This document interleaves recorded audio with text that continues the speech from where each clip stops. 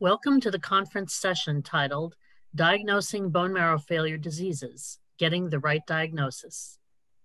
Thank you for joining us. My name is Alice Hauk, Senior Director of Health Professional Programs, and I will be moderating the presentation today. As we get started, we recognize the generosity of the corporate sponsors and the generous support of patients, families, and caregivers for supporting the conference today. Immediately following the presentation, there will be a question and answer session.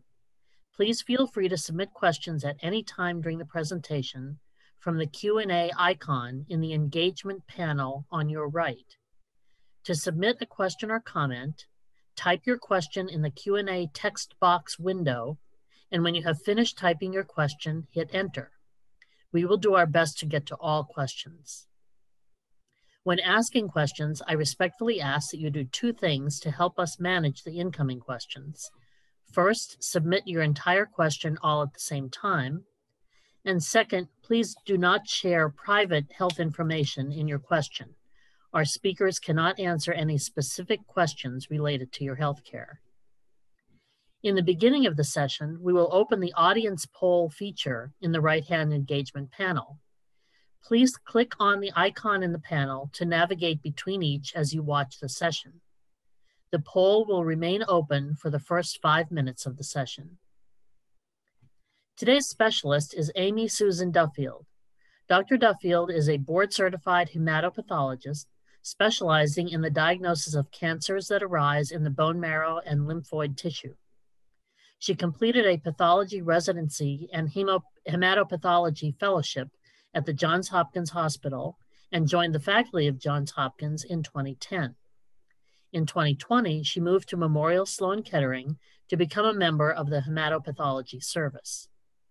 Her role is to work together with clinical colleagues to establish the most accurate diagnosis for people with cancers of the blood and lymphoid systems, including leukemia, lymphoma, and myeloma. With that said, welcome, Dr. Duffield. Hi, it's very good to be here. Thank you to the organizers for inviting me. So I'm going to share my screen.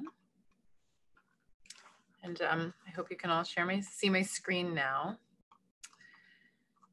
So today I'm going to discuss bone marrow failure disorders and how we get to the right diagnosis.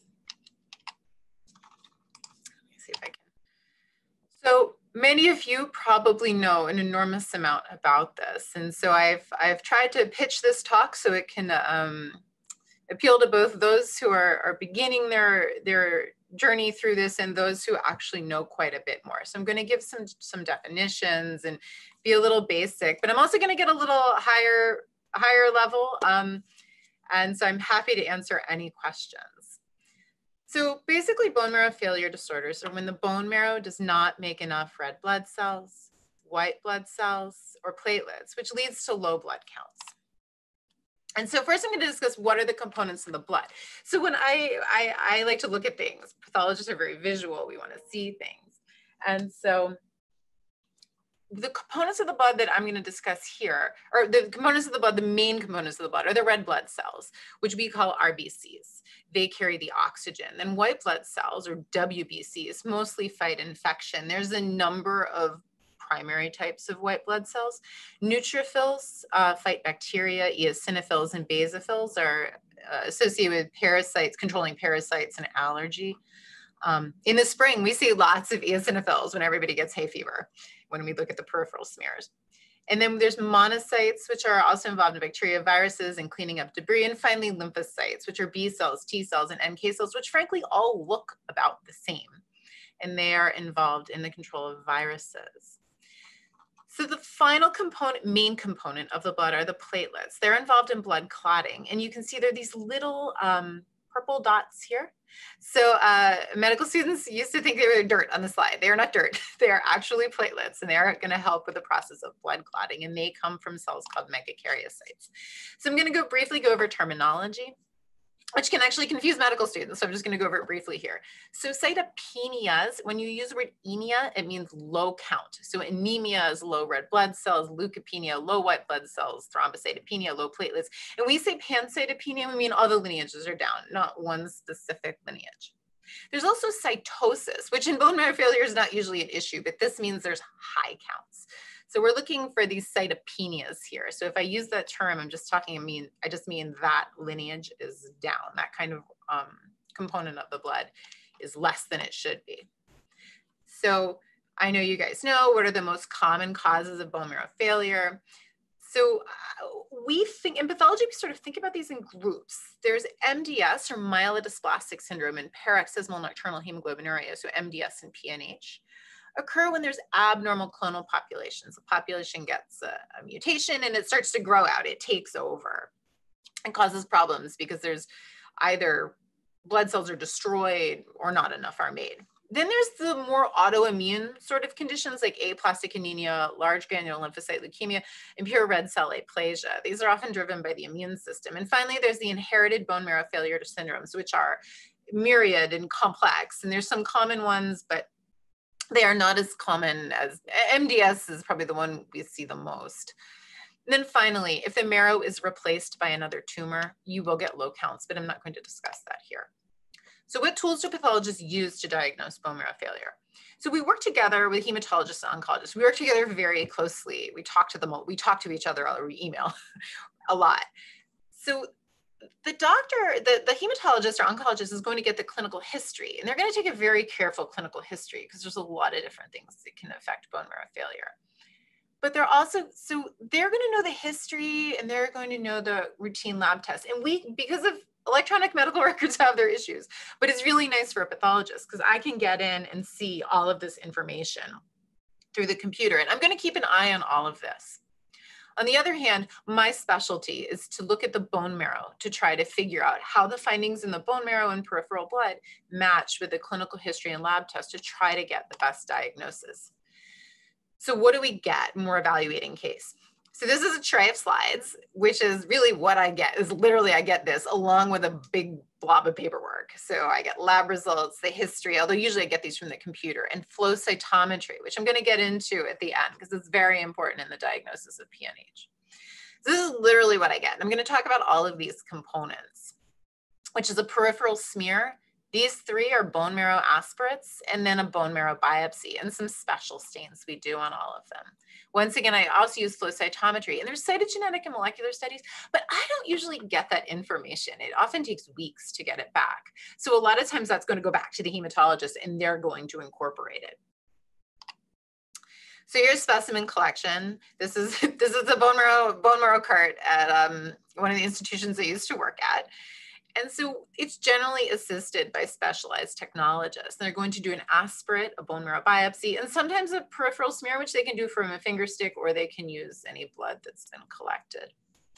And so as you guys probably know, these biopsies are usually done from the posterior iliac crest. So sort of the lower part of the back, so the top part of the pelvic bone.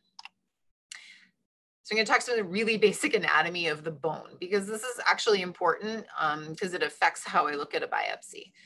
So this looks like a long bone, like a femur in your leg, but it's all done from the pelvis. So it's just like, I can't draw a pelvis on PowerPoint.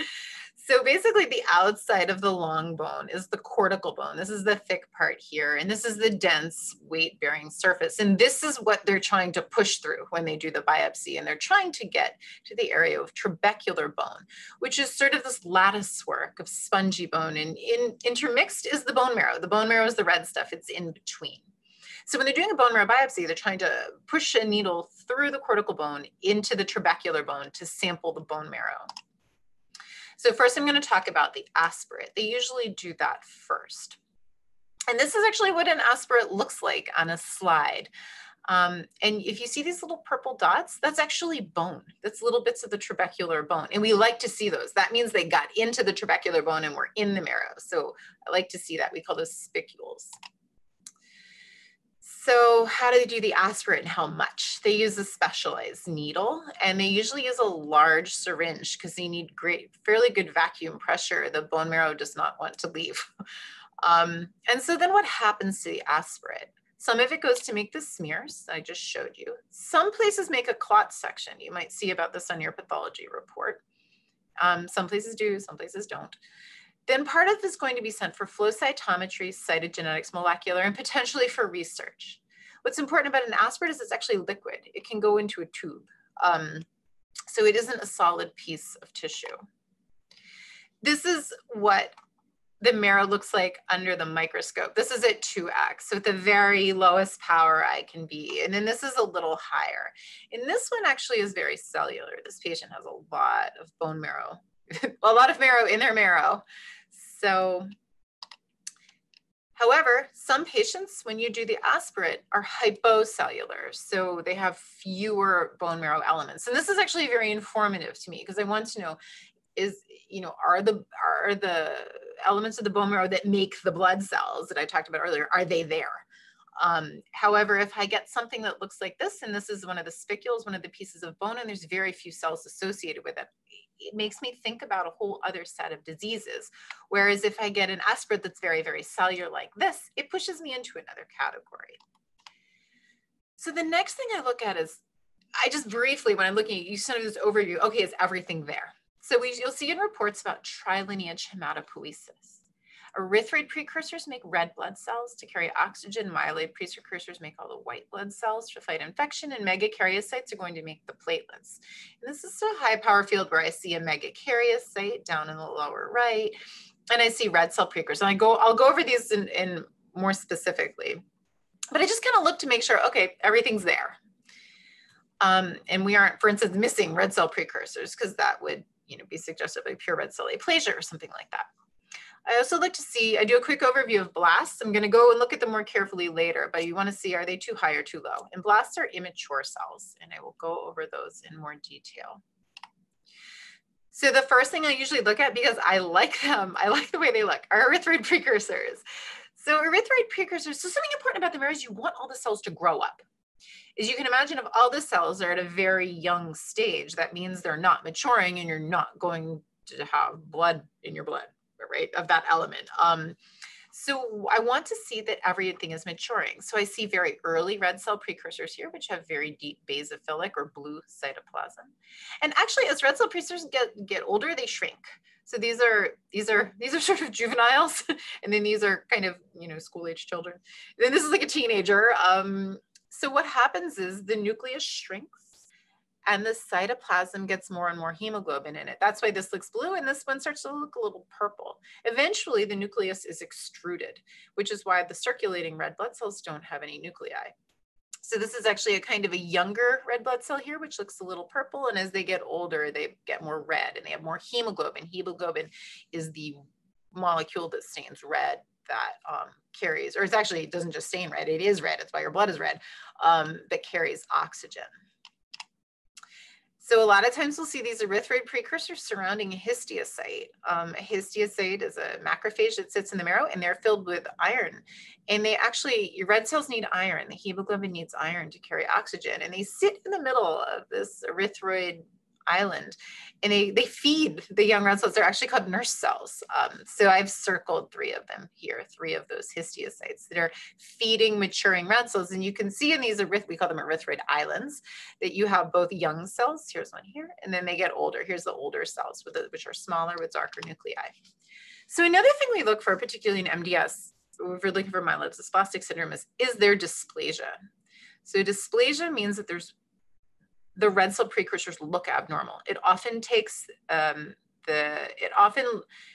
looks like there's irregular nuclear borders. So here you see a red cell precursor with a perfectly round border, but this one looks like a clover leaf. This looks like a snowman tipped over. And sometimes it looks like Mickey Mouse with little Mickey Mouse ears. And this is abnormal. This is a sign of dysplasia. Now, the thing is, you can also see these dysplastic changes in other conditions. For instance, stress erythropoiesis. Stress erythropoiesis happens if you lose a lot of red blood cells. And then the bone marrow, your body senses you don't have enough, and your bone marrow sort of panics and says, oh my gosh, I need to make more red cells. And basically starts running, it just starts making as many as they can. And it's almost like you're running a conveyor belt at a factory too fast. It isn't checking as carefully for defects. So you'll get the kind of funky looking erythroid precursors in stress erythropoiesis. Some medications can cause it, as can some vitamin deficiencies. And this is why we want a good history, and we do all these other lab tests. The next thing I look at is our myeloid cells, the ones that make white blood cells. So the first question is, are they present? And are they present in the correct numbers? I'll show you a slide about that in a minute. We want to make sure there's not too many of one cell type. If there's too many monocytes, it makes us worry it could be chronic myelomonocytic leukemia. And we think about different things depending on just the numbers we have in there. And then we want to know if they show the full range of maturation. This cell and this cell are blasts. They're very, very young. They're immature. They're like the infants of the bone marrow. And as they get older, they get bigger and start to get granules. Here's one that's a little older. And actually, so they get bigger and then they shrink back down again and they form neutrophils. And so neutrophils are like this cell here, which has a segmented nucleus with 3 segmented nuclei. So we want to make sure they're there and that they look normal. Once again, since myelodysplastic syndrome is a cause of bone marrow failure, we look to see if there's dysplasia. In this case, the neutrophils look abnormal. And the best place for me to see this is on the peripheral blood smear. I can see it in the aspirate, but it's easiest on the peripheral blood smear. When you have dysplasia, if 10% of the precursors are small or have abnormally lobated nuclei, like this one, which only has 2 lobes, or they lack granules, like this one, then I kind of put the shout out about this looks dysplastic in my report. We also look to make sure there's enough myeloid cells, enough erythroid cells. There should be about 1-to-1. For every myeloid cell, you should see about 1 erythroid cell, but up to 4-to-1. You can see 4 myeloid precursors for every 1 erythroid precursor. So if, for instance, it's erythroid predominant, this is actually a patient who recently had a hemorrhage. And so the marrow is trying desperately to make more red cells and you get more erythroid. So this is physiologically normal. But this ratio can be off in MDS. Here's a patient with pure red cell aplasia. They basically don't have any red cell precursors, probably due to an autoimmune phenomenon.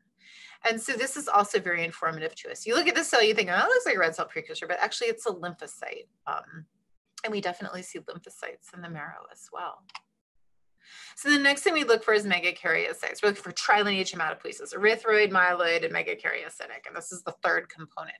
Megakaryocytes are cells that shed small bits of their cytoplasm and that forms platelets. This is actually kind of a cool picture because you can see this one sort of shedding bits of its cytoplasm here, and they're going to become the platelets in the peripheral blood. We want to know if these look normal. But I have to say that I don't use the aspirate as much to look for normal. I'm going to use a bone marrow biopsy for that. So another thing we look for, which I mentioned in the beginning, is blasts. Blasts are immature cells. They give rise to all of the other cells. And so you need some, because if you don't have any blasts, you basically have aplastic anemia. You have no cells. They're going to make the components of the blood. There's usually about 1, maybe 2, it's usually around 1%. Technically, the number for increased blasts is 5%, but honestly, it's usually down around 1. And the way we count them is very old-fashioned. We do a 500 cell differential. I'll show this since I have a camera. I use this counter. It does not look very high-tech, but you can click out the number of cells. And so I count to 500 and figure out how many blasts. So I would expect to get about 5 blasts when I do a 500 cell count. Blasts are usually very, very low in aplastic anemia, very difficult to find, and we'll even use some other methods to try to find them, but they're usually normal or increased in myelodysplastic syndrome. So that can help us make our diagnosis. We're going to use some other methods to look for these blasts, not just morphology. Importantly, if blasts increase to the point where they're 20% or more of the cells in the marrow, you've moved into acute leukemia territory. Here's just some pictures of 2 different kinds of acute leukemia. So in that tray that I showed at the beginning of what I get when I get a bone marrow, I get 2 aspirates to look at. And then I also get an iron stain when the patient has cytopenias. So we don't always get it. Many places always get it. It kind of depends on the place you work. But if patient's anemic, so they have low red blood cell counts, I get an iron. So the question is, in part, is there too much or is there too little? If we don't see any stainable iron, and the iron is blue here, the iron is staining blue, and the background cells are just have pink, we call it the counter stain, just so I can see the cells. If I have too little, you think about iron deficiency. If I have too much, you think about iron overload, or for instance, myelodysplastic syndrome. We frequently see too much iron in MDS. And one of the other things you'll see in the report, when the pathologist talks about iron, they're going to talk about ring sideroblasts. These are two ring sideroblasts. They are young red blood cells, which still have their nucleus inside of them, which have a ring of little blue dots of iron around them. And so these can be seen in dysplasia, but also in medication, vitamin deficiencies, particularly copper deficiency, people who have used a lot of alcohol, and sometimes in some genetic bone marrow failure conditions. So we look for both of these because it's going to help us decide, does this look like, could it be iron deficiency? Is there iron overload? And are there ring sideroblasts? Helps us in our diagnosis. So there are some MDS mimics, which we try to be very careful not to miss, but it's also, there's other tests that help us figure this out. So sometimes if I think I see MDS, that means the marrow is very cellular. And why would I see this? You can see this in stress hematopoiesis or marrow regeneration. The marrow is injured for some reason, like by a virus, and it's coming back. You'll see a very high cellularity.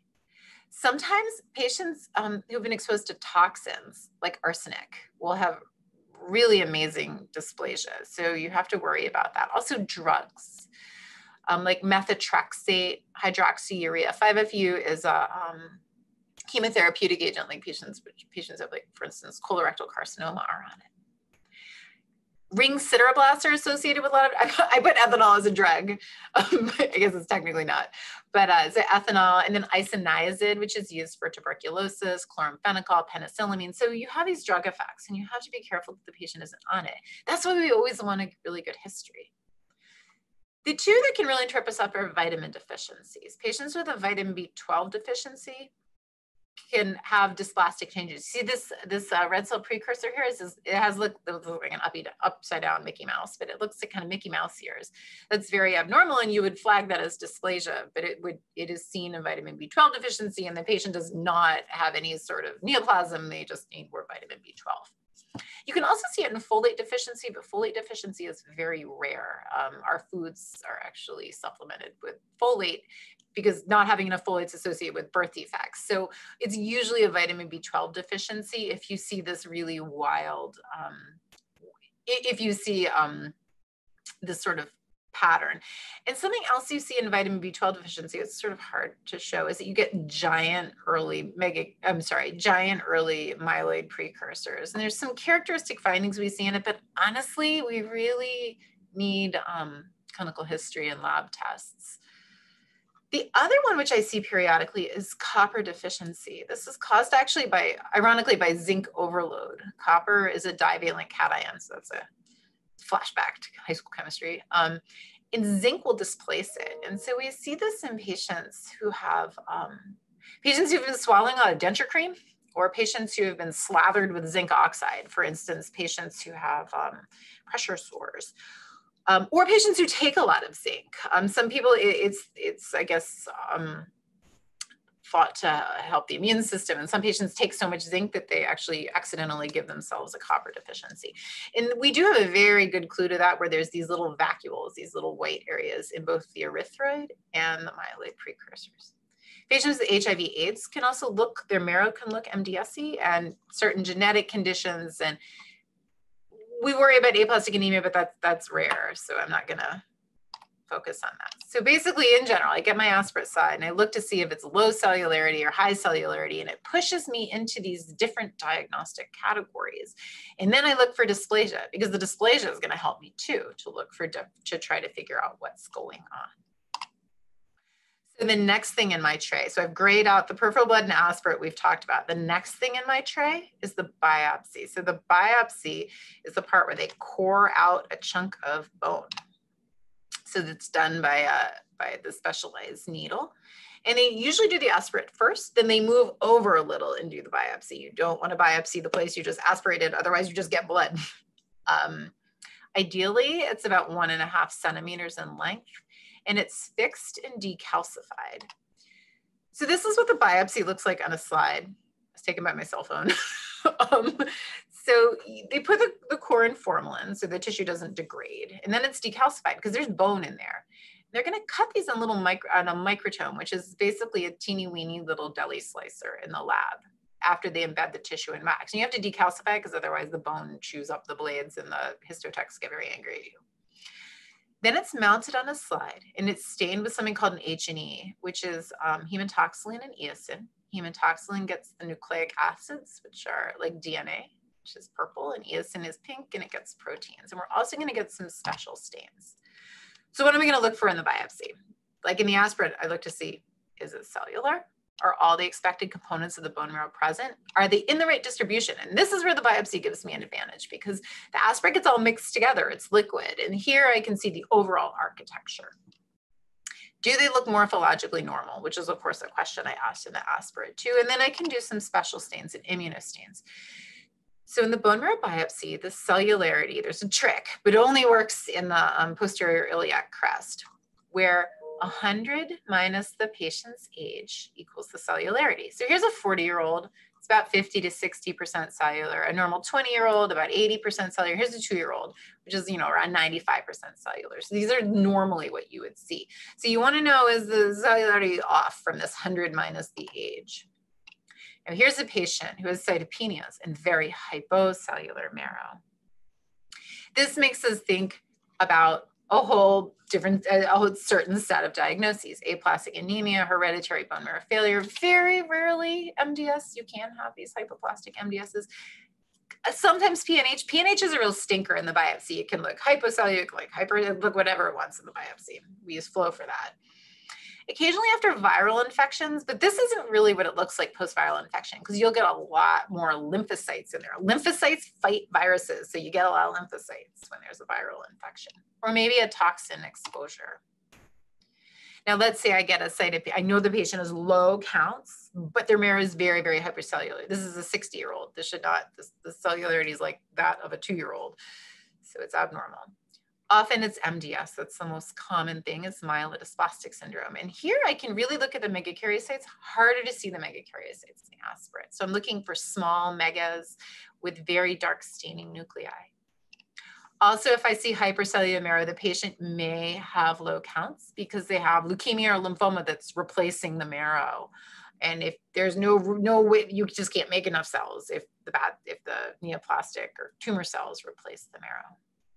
You can also see this in vitamin deficiencies or in regenerating marrow. Like after a patient gets chemo, the marrow kind of comes back really hard. It's like comes back strong and then it settles down.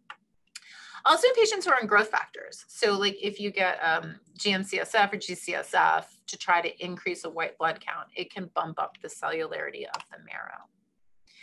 And so this is where it sort of depends on the clinical situation. This is an older patient who is 60 years old and they had cytopenias, but they had a diffuse large B-cell lymphoma and they gave them chemotherapy and they sent it to us saying, well, do you think they're developing a neoplasm? What do you think is going on? And so you look at this and you're like, oh, over here it looks kind of hypocellular, over here a little hypercellular, but you know what? We're pretty forgiving when the patient has been getting treatment. Where the cellularity really matters is a pristine marrow, the first marrow. Like this patient's never been treated with anything. What does the marrow look like? After the oncologist and hematologist start messing with the marrow, it's harder for us to tell whether or not it's hypo or hypercellular. So in this case, for instance, we told the doctors, it looks like it's trying to recover, just hold and see, and we'll correlate with cytogenetics and molecular. Now, here's why it's important to get a good biopsy. Because, and that's what we fuss and moan about. We want on 1.5 centimeters. This is not a big biopsy. We whine in our reports. This is too scant. This is limited.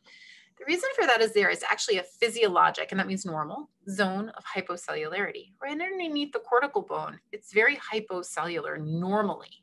In fact, if this is very cellular, it can be seen in other bone marrow conditions. So we like to see this zone of hypocellularity. But you can imagine if somebody had low counts and I biopsied this, I think it was aplastic anemia. But you look down here and nope, they have plenty of marrow. So this is why we are always fussing and moaning that we want a big biopsy. And it can actually be why it's hard to get a diagnosis of aplastic anemia. Because if you keep getting scant biopsies, the pathologist gets nervous. Either this is, the normal zone or it's hypocellular. And then to top it off, a lot of patients who with aplastic anemia are younger and their bones are very thick and it's hard to get the biopsy. This is why we always want a big biopsy. These are biopsies we do not like to see. This is a biopsy of bone. And this is a biopsy where they did the aspirate and then biopsy the area where they did the aspirate. And all you see in here is red blood cells and the marrow's all smushed out. So sometimes you'll get a whine that, you know, it's insufficient, I can't make a diagnosis. And this is why. It's just hard to see what's going on. So in normal bone marrow, what do I look at? Now I have a good specimen, I know it looks good. So this normal bone marrow, what am I looking for? And so if you're not trained in pathology, even to pathologists who are not trained in hematology, this looks like a big mess. But actually we're seeing some patterns that are important to us. First, we look to make sure there's trilineage hematopoiesis. These are the young erythroid cells. Out here are young myeloid cells, and there's megas, which are outlined in blue. So I see trilineage hematopoiesis. I know I have some bone. Here I'm in the bone. Here's this pink stuff is bone. And these are actually osteoblasts, which are the cells that build the bone. When I look at the myeloid maturation, it should be most immature up against the bone. This is actually artifactually just pulled away from the bone. And then as you get into the intertrabecular space, you want these to mature into neutrophils. You can see at higher power, these are little neutrophils in here. I want the erythroid islands to have a full range of maturation, some young ones, some old ones. And I want the megakaryocytes to be enough. I want them to be singly scattered and I want them to look normal. So I'm not going to talk a whole lot about myeloid or erythroid because those are best seen. The white blood cell precursors and the red blood cell precursors are best seen in the aspirate. And the biopsy is where I look at the megas. So first I want to know, are there enough? Usually you see at least 2 to 4 per high power field. And this is a picture taken from my cell phone through my microscope to show you about what size a high power field is. You want to know if they're distributed normally and do they look normal? Are they morphologically normal? And so for instance, in a patient with dysplasia, the megakaryocytes will have this, usually have this small look with hyperchromatic nuclei. Sometimes they have a lot of nuclear lobes and they're separated. We call that a pawn ball or osteoclast like megakaryocyte. In comparison, here's normal megakaryocytes. Some of them are small with 1 nucleus, and that's fine. These are actually young megakaryocytes. As a megakaryocyte gets older, the nucleus divides over and over and over again, but the cell never divides. So this has like tons and tons and tons of DNA, and it's held in these nuclear lobes. So we look for dysplasia on the biopsy. Sometimes we look for lymphocytes on the biopsy. Here, for instance, is a lymphoid aggregate. These are found, these are normal in patients who are over 50, but if you see a lot, you start to worry about an autoimmune process or a lymphoma. Sometimes we see granulomas. This is in a patient with sarcoidosis, and the patient had marrow that was lots of granulomas in there. So we look for other things in the bone marrow too. But in general, this is like in general, what we tell residents who are starting. If all the cells in the marrow look the same, that's not good. It's like a pathologic process. And so these are all neoplasms. And if you look at the bone marrow, everything's the same. You don't see the trilineage hematopoiesis. You don't see the cells growing up. So in general, it looks the same, that's bad. So now I'm going to talk about the special stains. We do some special stains on bone marrows. For one is called reticulin. It looks for fibrosis. Fibrosis is basically fibrous tissue that forms in the bone marrow when it's been injured. And the reticulin here stains in black. And these are basically fibers that hold the bone marrow cells in. So sometimes they can't get an aspirate, and it's not their fault. It's not an operator error. It's because the bone marrow cells are being held in by the reticulin fibrosis. You can't shake them loose. We also use immunostains to help determine cell types and find rare cells. So CD34 is the one that shows blasts. This is one where you want to have ideally like 1 to 2%, technically less than 5%. But here's a patient who has increased blasts, and all these little round dots that are brown are blasts that have been stained by our immunostains. We can also use them to look at the marrow composition. CD71 marks erythroid cells. Myeloperoxidase, or we call it MPO, stains myeloid cells, and CD61 gets megakaryocytes. This patient has too many megakaryocytes and they're abnormal. It's the same as this patient here, and this is a patient with MDS. So we use these immunostains to help us figure out what's going on. For instance, if we don't get a good aspirate or the cells look so abnormal, we can't figure out what they are. I will say when we do immunostains, it adds a day or 2 onto the biopsy, and it's part of why it takes us so long. Everybody's mad at us for taking too long all the time. So one of the other things we look at has nothing to do with this tray of slides, and it actually comes from the aspirate, which is sent for flow cytometry. So I'm going to go over this very briefly because it's very important for the diagnosis of PNH. Oh, apparently I made this slide fancy with things that keep getting added. Whoops. So flow cytometry, they collect some of the aspirate in a tube and they send it to a lab, which has a big machine. Like literally, it's a big machine. And it measures the properties of the individual cells as they pass through laser beams. So we shoot laser beams at your cells. In general, it will measure the cell size, the cytoplasm, the immunophenotype, and the cell number. So the advantages are it's pretty fast. It can, in an emergency, we can get it done in 3 hours, as opposed to immunohistochemistry, which is going to take me days. It also is very sensitive.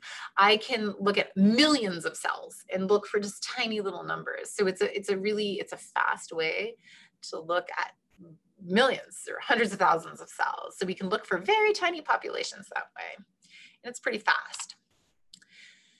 So why don't we use this magical flow cytometry like, you know, for breast tumors or something? It's because the cells have to be single cells. So here, for instance, in acute myeloid leukemia, these cells are discohesive. They're not stuck to each other. So I can get these cells into a line. I can line these cells up in single file, like they're like my kids in second grade, lined up. Every time I look at the kids lined up on the playground, I think about flow cytometry. It's a hazard of the profession. And however, here is like metastatic prostate cancer in the bone marrow. And this you can't flow because these cells are all stuck together and they need them in a row. So what we do is we take the sample and we prepare it. We get rid of the red blood cells because they just make noise. And we basically line them up and you use sheath fluid, you use hydrodynamic focusing. Basically you push the cells into a single row of cells. And then we have what's called the interrogation point. It's very dramatic, where a laser beam is shined at each cell and we collect data. What are we getting from during the interrogation? We want to know how the cell is reacting to light and also how it emits fluorescence. And so the emitting fluorescence I'll get into in a minute. That has to do, we actually put antibodies in the cells to figure out what proteins are expressed. But in general, first we look at forward and side scatter. This is a little cell. This is supposed to be a lymphocyte, and they're little. And so it will exclude light in this. It will tell us how big the cell is because we know how much light it excludes. Also, when you shoot laser beams at it, light doesn't bounce off it that much. And so we have detectors at the side, and it doesn't see anything. However, if I have a big cell with granules, like a granulocyte, it excludes more light on the forward scatter and the detector that's in front of the lasers. And the detectors on the side, the laser light hits the granules and bounces off and tells you side scatter. So when they first started doing flow, they could sort of do this to separate out all the different populations because they're different sizes, they have different complexity, they have different numbers of granules. But what we actually want to do is look at immunolabeling. So with immunolabeling, we use antibodies, just like in the immunohistochemistry, which are directed against a certain protein. And these antibodies have what's called a fluorophore stuck to it. So these are fluorescent chemicals. These are fluorescent chemicals, basically, like you get on a highlighter, except it's stuck to the end of an antibody. And what we do is we bind the antibodies to the cell and we wash away the ones that won't bind. So it's going to bind to a cell. And then you shoot lasers at it. In this fluorophore, the fluorescent part that's attached to the antibody receives the light and gets excited and it releases electrons. And then we have a detector. And we're going to detect whether or not the cells express certain proteins. And we can use these patterns of proteins to figure out what kind of cell. So for instance, here's a normal lymphocyte. This is chronic lymphocytic leukemia. These cells, frankly, look the same under a microscope. So how can we tell them apart? I can use flow. So here's myelolymphocytes in purple. Here's red cells and platelets, okay? And I want to know, are these normal or are they not? I get rid of the red cells and platelets because they just make noise. And then we add antibodies, which are directed against B cells and T cells. So the B cells express CD19, the T cells express CD5. And so these all bind and then I run it through the laser and I'm gonna get a signal from each different kind of cell. So what I see is in CD19, I see a bunch of dots, which are express CD19, and these are my normal B cells. And then in CD5, I see a bunch of dots where they express 5, but not 19. And these are my normal T cells.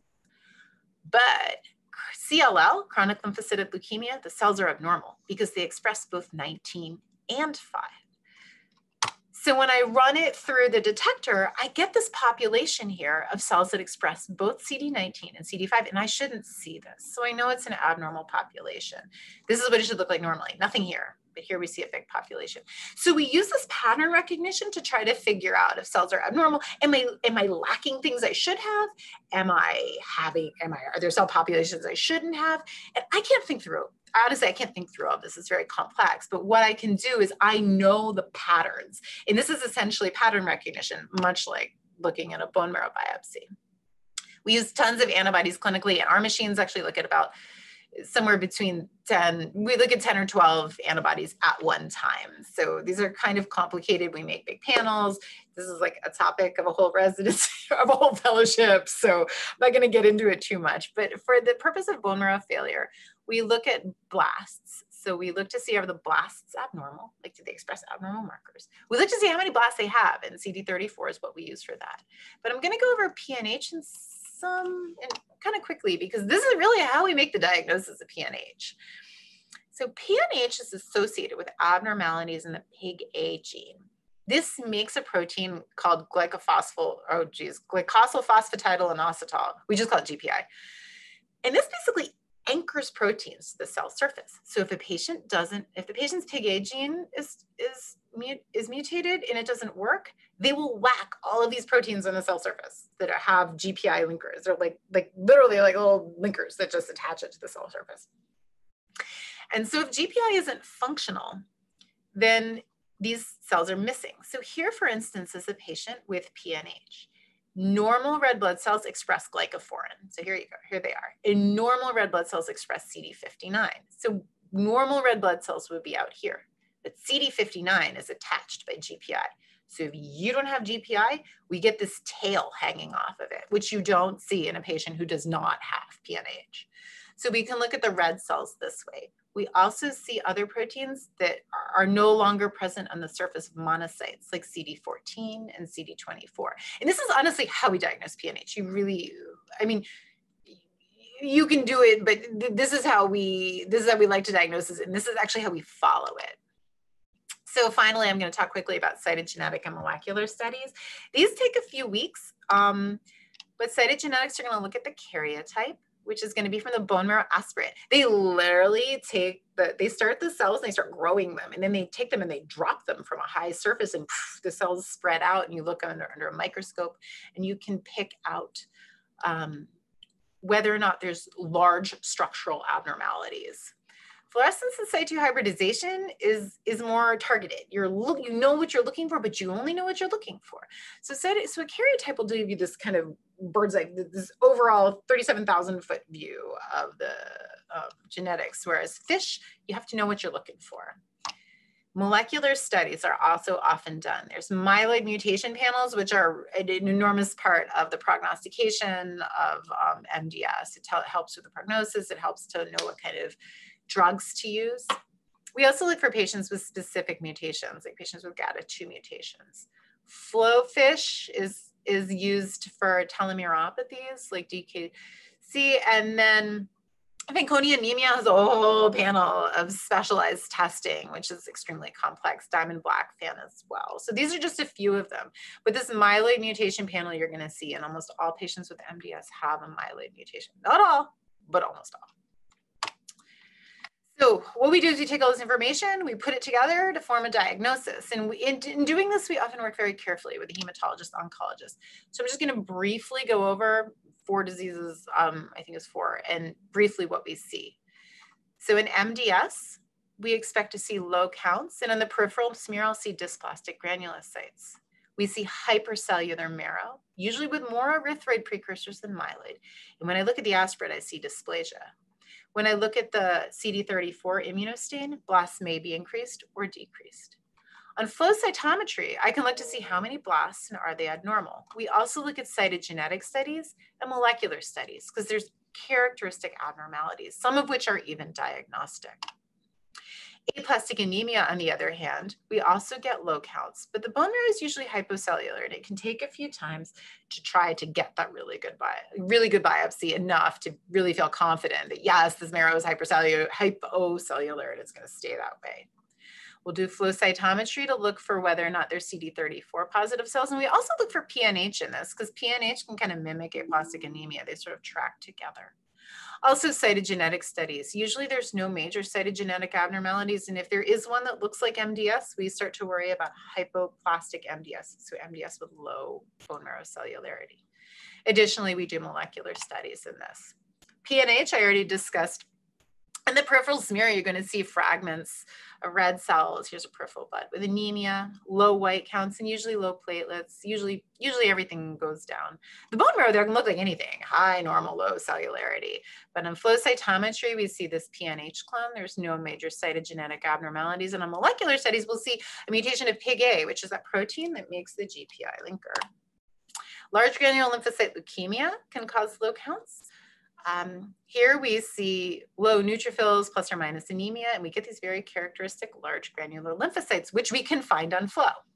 The bone marrow will also show increased small lymphocytes, and here's immunostains to show that T cells, which express CD3 and CD8, are increased. There's no major cytogenetic abnormalities in these, but molecular studies will often show characteristic abnormalities in STAT3 or STAT5B. The last one, I really can't go into any great detail. These are the genetic bone marrow failure disorders, and there's a whole bunch of them, and they have different findings. But we're often looking for just low counts, whether or not, usually the marrow is hypocellular. Sometimes we see dysplasia. These usually have no PNH clone. If you see a PNH clone, you kind of moved into PNH or aplastic anemia territory. And we look for cytogenetic and molecular findings, which are usually characteristic for the specific condition. So I just talked really fast. Are there any questions? Thank you, Dr. Duffield. We do have a few questions that have been submitted. One is asking, my first 2 bone marrow biopsies were bad sample and required that they be redone. Why does that happen? So in part, that has to do with patient anatomy and the operator. It can be difficult. It's like the bone marrow biopsies I showed, which are mostly bone or very superficial, or they get crushed. And some people, it's very hard to get a good bone marrow biopsy. We had to do them in training, and it can just be anatomically, it can be difficult. Additionally, some patients have very thick bones. Patients who are on drugs, for instance, to treat that drug that Dorothy Hamill does for osteoporosis. Like if patients are on those bone building agents, it can be really hard to get a good biopsy. So it can honestly, in some patients, it can just be very difficult due to anatomy. And I know, I'm sorry, I feel bad. Every time we try to get what we can out of the bone marrow biopsy, but sometimes you just don't feel comfortable making a definitive diagnosis on a small specimen. And as a follow-up to that, when do some of these tests need to be repeated? Not because of a bad sample, but are there times in the journey of a bone marrow failure disease that they do have to be repeated?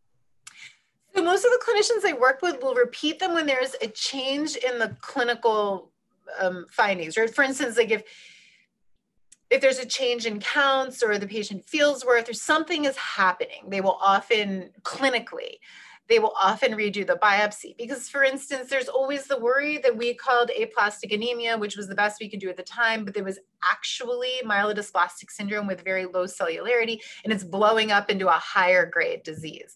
And so whenever there's a clinical change, they will often redo it. They will also redo the test sometimes just to follow, to see if drugs are working.